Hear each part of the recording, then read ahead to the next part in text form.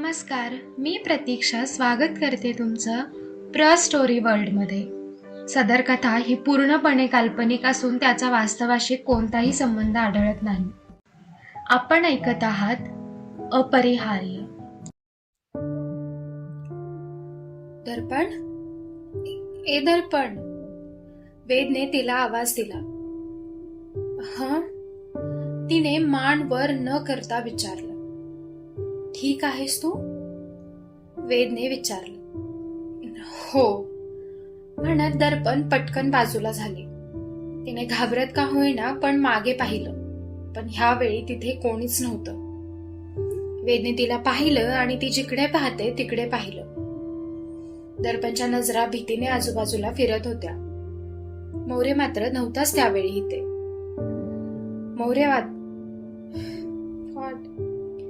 मौर्य तिथे नव्हताच ह्यावेळी. कोणीच नाहीये ग तिथे, वेद म्हणाला. हो, दर्पण उगाच केसात हात फिरवत म्हणाली. तुझी हरकत नसेल तर सोबत जाऊया खाली? वेदने तिला घाबरलेलं पाहून विचारलं. तिने वेदकडे पाहिलं आणि हलकेच मान डोलावली. ती वेद सोबत खाली आली. वेद जिन्याजवळ उभा होता आणि दर्पण पण अवघडून उभी होती.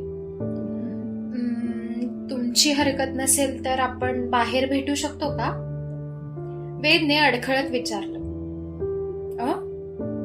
का? दर्पणने गोंधळून विचारलं.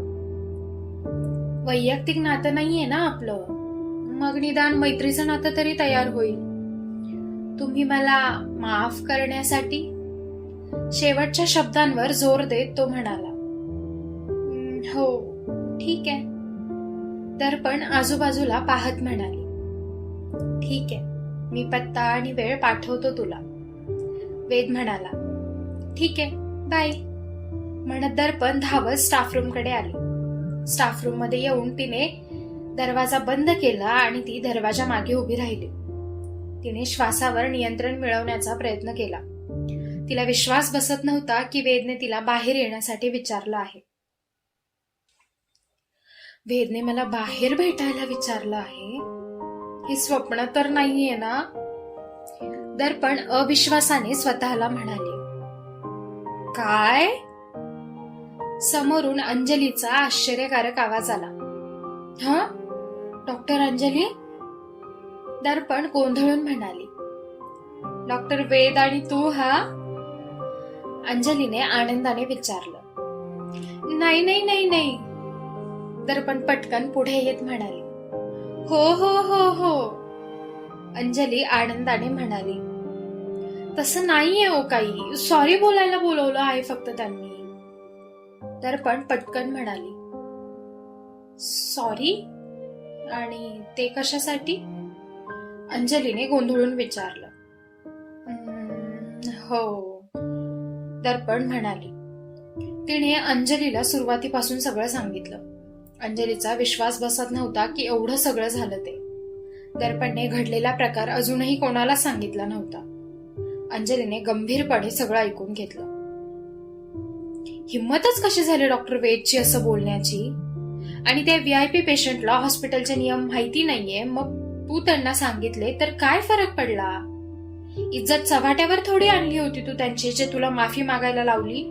मूर्ख माणूस, अंजली रागाने म्हणाली. डॉक्टर अंजली, जाऊ द्या ना. दर्पण अंजलीचा हात पकडून म्हणाली. पण तू ठीक आहेस ना आता? अंजलीने काळजीने विचारलं. हो, दर्पण म्हणाली. मग ठीक आहे, अंजली म्हणाली. राऊंडवर जाऊन येते, मग आपण जेवण करू. दर्पण म्हणाली. हो, या लवकर. अंजली तिला जाताना पाहून म्हणाल्या. हो, दर्पण म्हणाली आणि ती दरवाजा उघडून बाहेर आली. दर्पणच्या डोळ्यावर झोप दिसत होती. हा आजचा तिचा दुसरा राऊंड होता.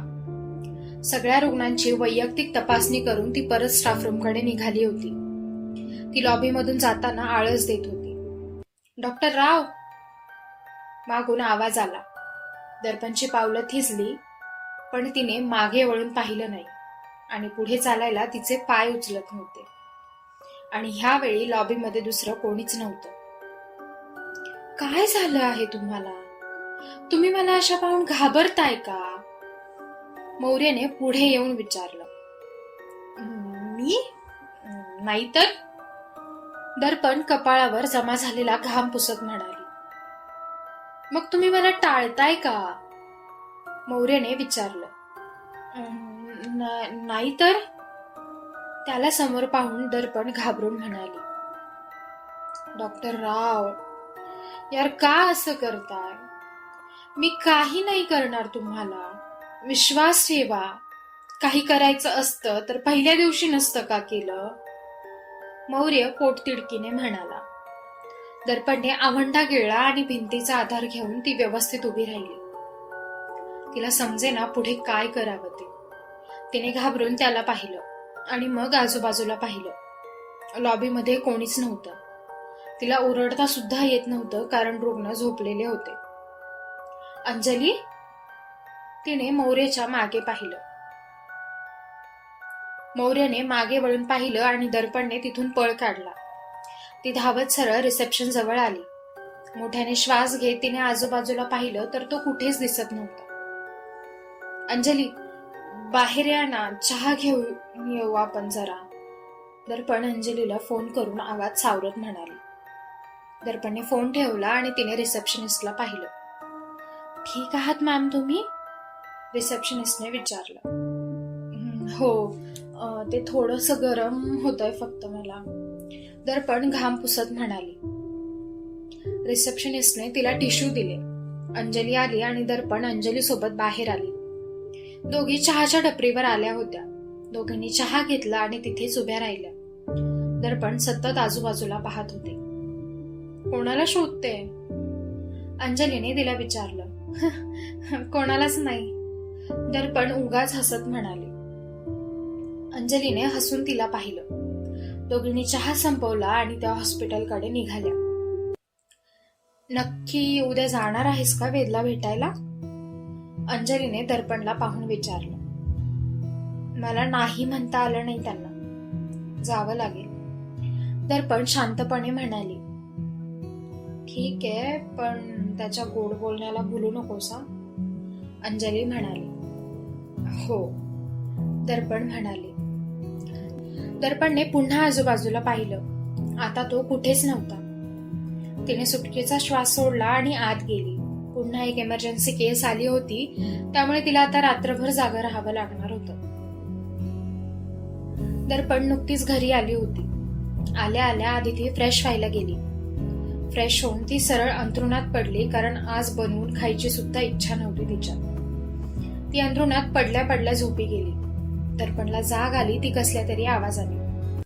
तिने डोळे उघडून पाहिलं तर समोर कोणीतरी पाठमोरं होऊन भिंतीला डोकं आदळत होतं. दर्पण घाबरून उठून बसली. तिने आजूबाजूला पाहिलं तर ती तिच्याच घरात होती. तिने त्या व्यक्तीला पाहिलं तर ती ओळखीची वाटत होती. तिला जाणवलं की ती व्यक्ती आता जोरात भिंतीवर डोकं आदळून घेत आहे. ती प्रचंड घाबरली होती. का करताय असं तुम्ही? दर्पणने घाबरून विचारलं. मग तू का बोलत नाहीये माझ्याशी? मौर्याने तिला वळून पाहून विचारलं. त्याचा चेहरा पाहून दर्पण मोठ्याने किंचाळली. त्याच्या पूर्ण चेहऱ्यावर आणि कपड्यांवर रक्त दिसत होतं. ती घाबरली आणि उठून पळणार तेच त्याने तिचा हात पकडला. एवढ्या सहज सोडेल असं वाटतं तुला? किळसवानं हसत त्याने विचारलं. प्लीज प्लीज जाऊ दे मला, प्लीज सोड. मी काही नाही केले, प्लीज जाऊ दे. ती रडत हात सोडून घेत म्हणाली. असं कसं? गोडीने बोलत होतो तेव्हा का नाही आली? मी म्हणालो होतो ना मी चांगला आहे. का मला असं बनायला मजबूर केलंस तू? तो रागाने म्हणाला. मी नाही काय केलं, प्लीज प्लीज मला जाऊ दे, प्लीज. दर्पण रडत स्वतःची सुटका करण्याच्या प्रयत्नात म्हणाली. नाही, आता तुला सोबत घेऊनच जाणार मी. तो रागाने म्हणाला आणि त्याने तिला जवळ ओढलं. नाही म्हणत दर्पण मोठ्याने किंचाळली.